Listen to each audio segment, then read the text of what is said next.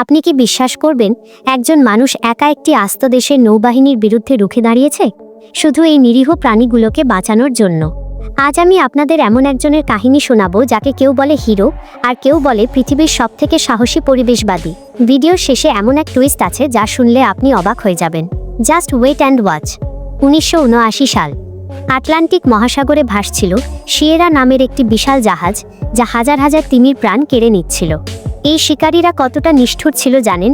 তারা তিমির বাচ্চার ওপর আগে আক্রমণ করত, যাতে বাচ্চার চিৎকার শুনে মা তিমি তাকে বাঁচাতে আসে। আর যখনই মা তিমিটি কাছে আসতো, তখনই তারা তাকেও শিকার করে ফেলত। কিন্তু সেদিন তাদের জন্য এক বিশাল বাধা অপেক্ষা করছিল। মাঝ সমুদ্রে হঠাৎ ধেয়ে এলো ক্যাপ্টেন পল ওয়াটসন। পল তার জাহাজ নিয়ে সরাসরি সেই শিকারী জাহাজটিকে বাধা দিলেন এবং এভাবেই শুরু হলো ইতিহাসের সবথেকে বড় সমুদ্র অভিযান। কিন্তু কে এই পল ওয়াটসন? কেন সে নিজের জীবন বাজি রাখছে? সে ছিল গ্রিনপিসের প্রতিষ্ঠাতা সদস্যদের একজন, কিন্তু সে দেখল শুধু সাধারণ প্রতিবাদ করে এই শিকারীদের থামানো সম্ভব নয়। পল বিশ্বাস করতেন, যদি কেউ আপনার চোখের সামনে কোনো অবলা প্রাণীকে কষ্ট দেয়, আপনি কি সেখানে শুধু দাঁড়িয়ে থাকবেন নাকি তাকে রুখে দেবেন? পল দ্বিতীয়টি বেছে নিলেন।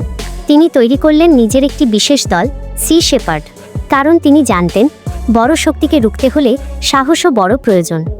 এখন আপনার মনে প্রশ্ন আসতে পারে, কেন এই দেশগুলো কোটি কোটি টাকা খরচ করে তিমি শিকার করত? আপনি শুনলে অবাক হবেন। তিমির শরীরের এক বিশেষ তেল দিয়ে তৈরি হতো বড় বড় মিসাইল। ভাবুন, একবার একটা অসাধারণ প্রাণীকে মারা হচ্ছিল যাতে ধ্বংসাত্মক অস্ত্র তৈরি করা যায়। মানুষ কতটা নিজের স্বার্থে অন্ধ হতে পারে, এটা তার বড় প্রমাণ। পল ওয়াটসন যখন এটি জানতে পারলেন, তিনি শপথ নিলেন এই প্রাণীদের বাঁচাতে তিনি নিজের জীবনের শেষ রক্তবিন্দু পর্যন্ত লড়ে যাবেন। অ্যান্টার্কটিকার হাড়কাঁপানো ঠান্ডায় শুরু হলো আসল সংগ্রাম। পল ওয়াটসন তার ছোট ছোট স্পিডবোট নিয়ে বিশাল সব জাহাজের সামনে গিয়ে দাঁড়িয়ে যেতেন, যাতে তারা শিকার করতে না পারে। তারা বিভিন্ন কৌশলে শিকারী জাহাজের ইঞ্জিন জ্যাম করে দিতেন, যাতে কোনো তিমির ক্ষতি না হয়। এটি ছিল এক চরম সাহসিকতার লড়াই। একবার ভাবুন তো, -40 ডিগ্রি তাপমাত্রায় উত্তাল সমুদ্রে 1 ইঞ্চি ভুলে পল আর তার সাথীরা চিরতরে সাগরের নিচে তলিয়ে যেতে পারতেন।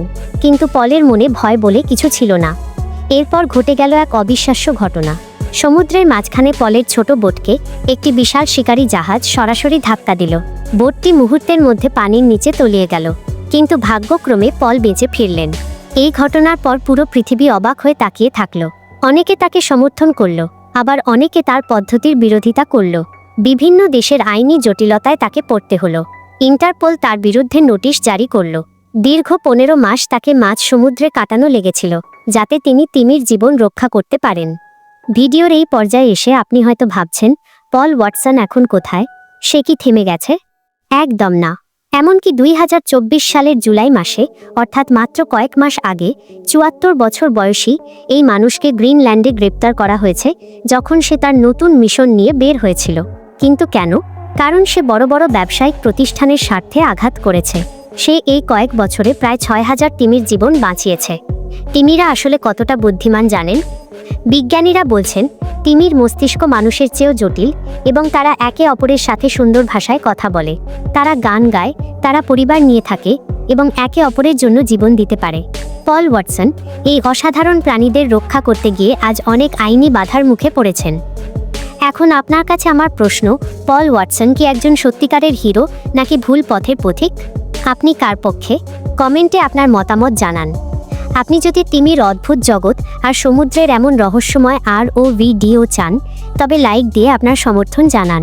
মনে রাখবেন, আপনার একটি লাইক আমাদের এই কঠিন পরিশ্রমকে সার্থক করে তোলে। সাবস্ক্রাইব করতে ভুলবেন না। দেখা হচ্ছে পরের ভিডিও।